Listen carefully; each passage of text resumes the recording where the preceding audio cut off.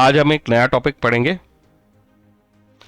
Determination of exchange rate. सबसे पहले तो इस वर्ड पे ध्यान दो, डिटर्मिनेशन। डिटर्मिनेशन का मतलब है कोई डिसाइड नहीं कर रहा है गवर्नमेंट की तरह कि ये एक्सचेंज रेट रहेगा। डिटर्मिनेशन का मतलब है कि मार्केट की forces, demand and supply forces determine कर रही हैं एक्सचेंज रेट को। डिटरमाइन करने का मतलब है कि नया नया एक्सचेंज रेट मिल सकता है।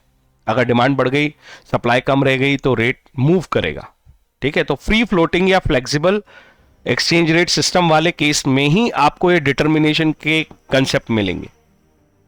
आज हम इक्विलिब्रियम एक्सचेंज रेट की बात करने वाले हैं। ये इक्विलिब्रियम एक्सचेंज रेट क्या होता है? इक्विलिब्रियम एक्सचेंज रेट का मतलब होता है एक ऐसा रेट जिसपे क्वांटिटी डिमांड और क्वांटिटी सप्लाई मैच कर जाए।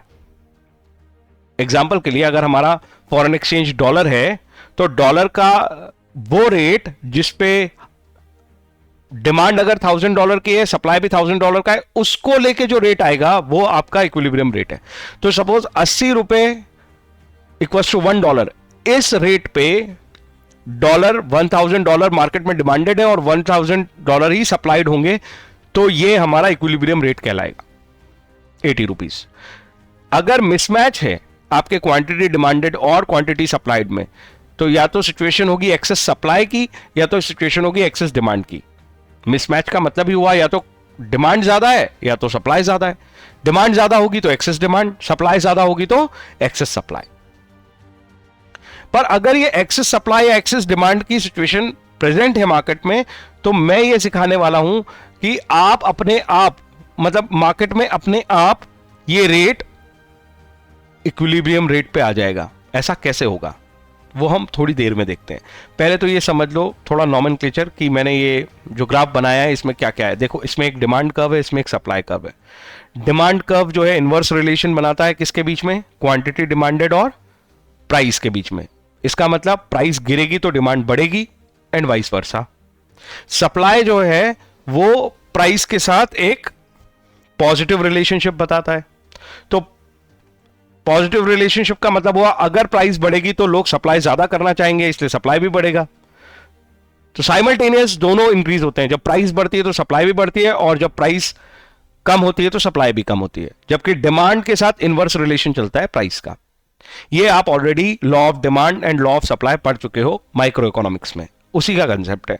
दूसरी बात मैं एक याद दिला दूं कि ये वन वे कंसेप्ट था। इसका मतलब क्या होता है कि प्राइस में चेंज होने की वजह से हम क्वांटिटी में चेंज देखेंगे, इसका वाइस वर्सा नहीं सोच सकते।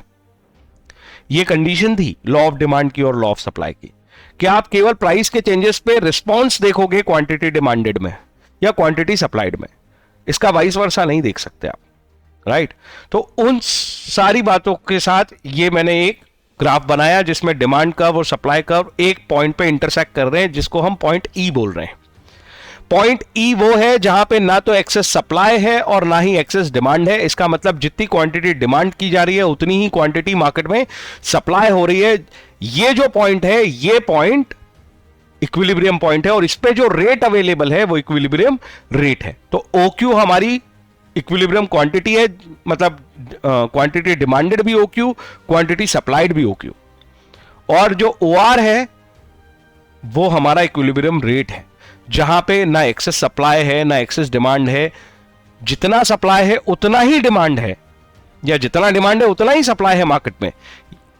उस पे जो रेट चल रहा है वो ही तुम्हारा इक्विलिब्रियम रेट है, जो OR से डिनोट हो रहा है। OR को छोड़ के कोई और रेट मार्केट में टिक ही नहीं सकता, वो फिसल के फिर से OR पे चला जाएगा।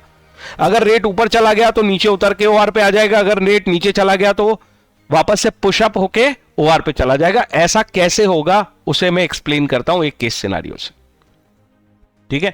तो मैंने आगे लिखा है equilibrium exchange rate is determined at OR and equilibrium quantity at OQ। तो इक्विलिब्रियम रेट और इक्विलिब्रियम क्वांटिटी OR और OQ से डिनोटेड है हमारे एग्जांपल में।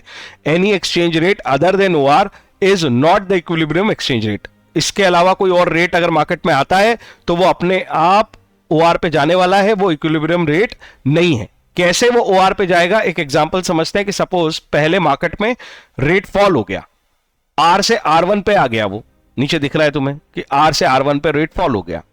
अब अगर रेट फॉल हो गया है तो इसका मतलब है कि इस R1 रेट पे देखो क्वांटिटी डिमांडेड कौन कौन सी होंगी और क्वांटिटी सप्लाइड क्या होगी।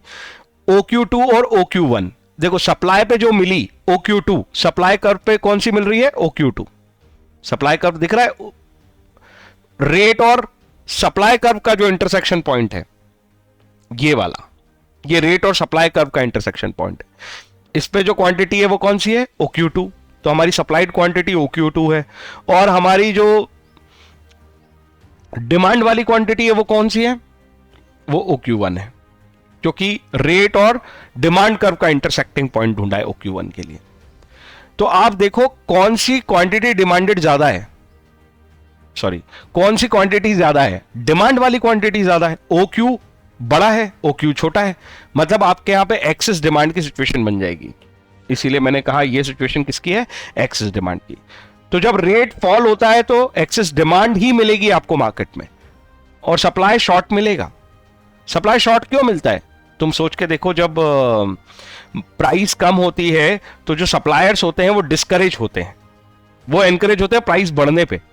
तो प्राइस फॉल हुई है तो सप्लाई भी फॉल होगी, डायरेक्ट रिलेशन। और प्राइस फॉल हुई है तो डिमांड इंक्रीज हो जाएगी, इनवर्स रिलेशन। तो इस वजह से आपको एक्सेस डिमांड मिलेगी, क्योंकि डिमांड ज्यादा है मार्केट में, सप्लाई कम है। ठीक है, अब अगर ऐसा हो गया तो क्या होगा? जब डिमांड ज्यादा है और सप्लाई कम है तो कमी पड़ जाएगी मार्केट में डॉलर की, और अगर डॉलर की कमी पड़ गई तो फिर प्राइस क्या होगी?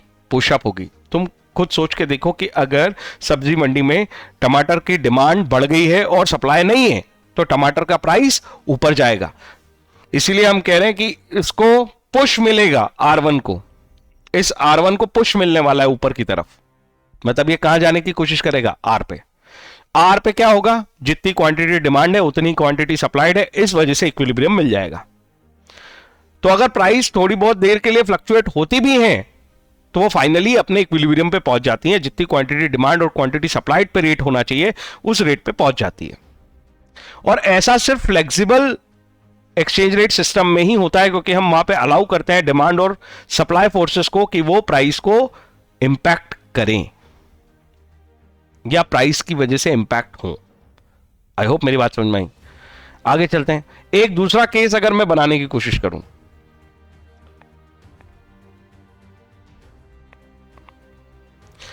सपोज प्राइस राइज कर जाती है R से R2 पे,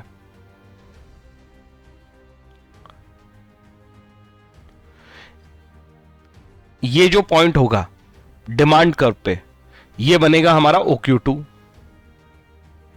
ठीक है,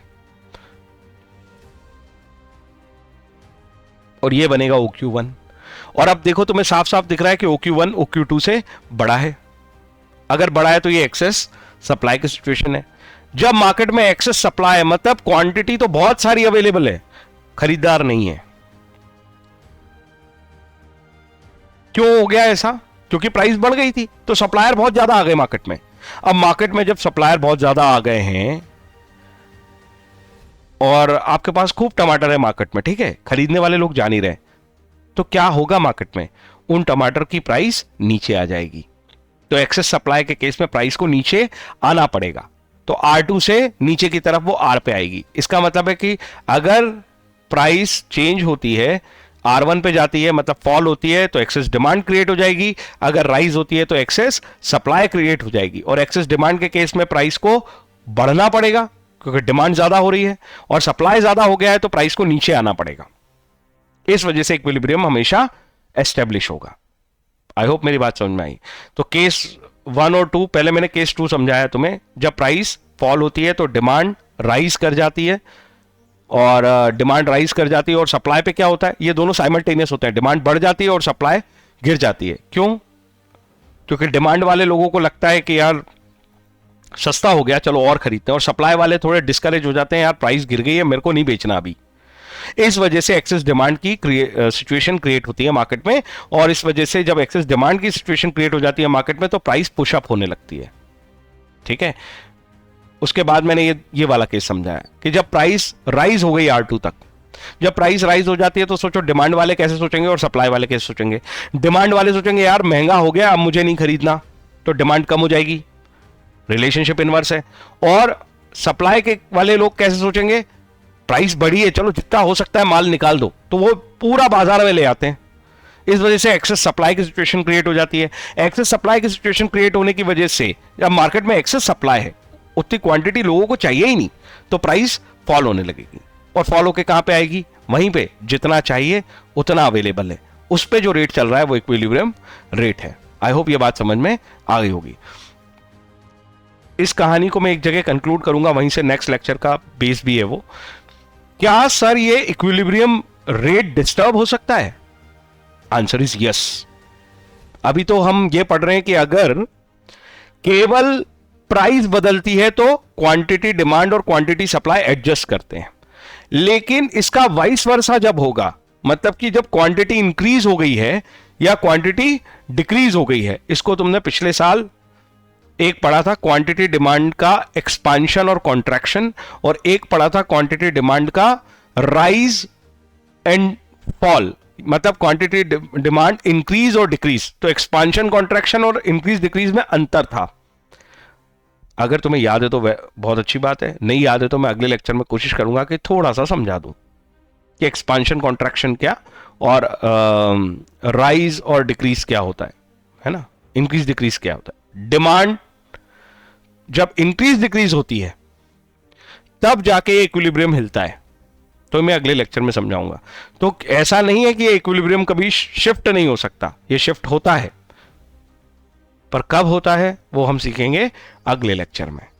केवल प्राइस की वजह से तो ये शिफ्ट नहीं होगा। अगर प्राइस बढ़ जाएगी या कम हो जाएगी तो एक डिमांड जो है उस पर रिस्पॉन्स करके कभी एक्सेस डिमांड की सिचुएशन क्रिएट हो जाएगी, कभी एक्सेस सप्लाई की सिचुएशन क्रिएट हो जाएगी, जिस वजह से प्राइस को फिर से मूव होना पड़ेगा और अपनी ओरिजिनल पोजीशन पे आना पड़ेगा।